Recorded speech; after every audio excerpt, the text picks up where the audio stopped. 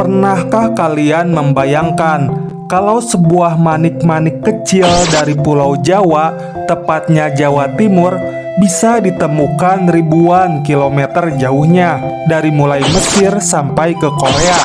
Benda mungil ini bukan sekadar perhiasan, ia menyimpan kisah perdagangan global leluhur kita ribuan tahun yang lalu. Untuk warga Jatim, kalian patut berbangga karena leluhur kalian hebat dan kreatif. Sekarang kalian juga hebat menciptakan sound horeg.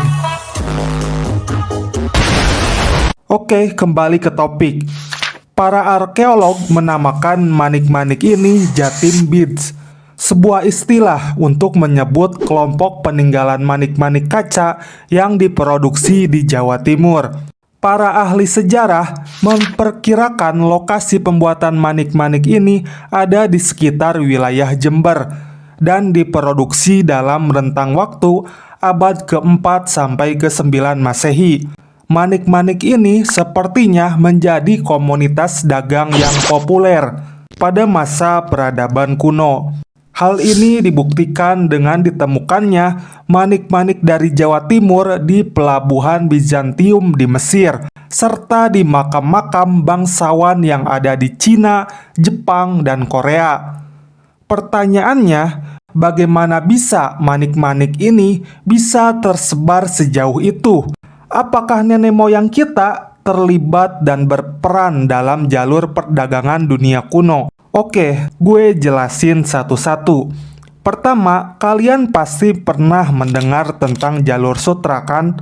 Nah, jalur sutra ini rutenya bukan hanya ada di darat, tapi ada di laut juga. Rute maritim dari jalur sutra telah membantu mendistribusikan manik-manik ini ribuan kilometer jauhnya dari tempat asalnya, yaitu Jawa Timur. Lalu, bagaimana leluhur kita kepikiran dan muncul ide untuk membuat manik-manik? Jadi, jalur sutra selain menjadi jalur perdagangan adalah sarana pergaulan bangsa-bangsa untuk saling bertukar budaya.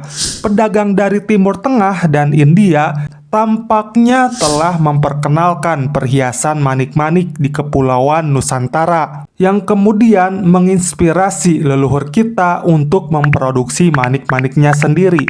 Teknik mozaik yang digunakan dalam pembuatan manik-manik Jatim mencerminkan keahlian kaca dan gaya dekorasi yang dominan dari Romawi kuno dan Mediterania.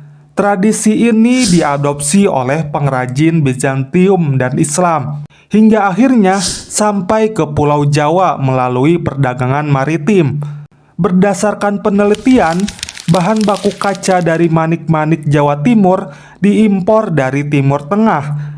Namun, teknik pembuatannya tidak memiliki kesamaan dengan yang ada di Timur Tengah. Masyarakat Jawa Timur masa itu telah mengembangkan tekniknya sendiri dalam membuat manik-manik. Mereka menggunakan teknik peleburan komponen kaca campuran. Manik-maniknya memiliki inti yang dilebur secara tidak sempurna dari pecahan kaca yang dicampur, sehingga menghasilkan corak yang khas.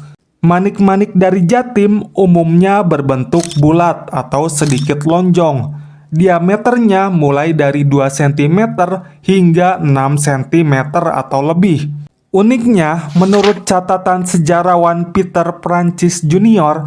di dalam buku Asia Maritime Beads Trade 300 BC to the Present, di Kepulauan Mikronesia, yaitu di Palau, manik-manik dari Jawa Timur pernah menjadi semacam alat tukar pembayaran. Menurut dia, ini menunjukkan bahwa para pedagang atau para pemukim dari Jawa Timur telah membawa manik-manik itu ke sini, hingga manik-manik itu bisa beredar dan menjadi alat tukar pembayaran di Kepulauan Palau dalam rentang waktu tertentu.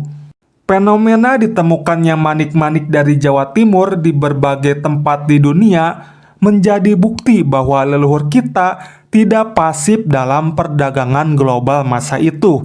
Mereka bahkan berinovasi dengan menciptakan manik-manik yang khas hingga menjadi komoditas yang disukai oleh bangsa-bangsa lain di dunia. Kita patut berbangga dengan leluhur kita. Kalau menurut kalian gimana guys? Silakan komen di kolom komentar.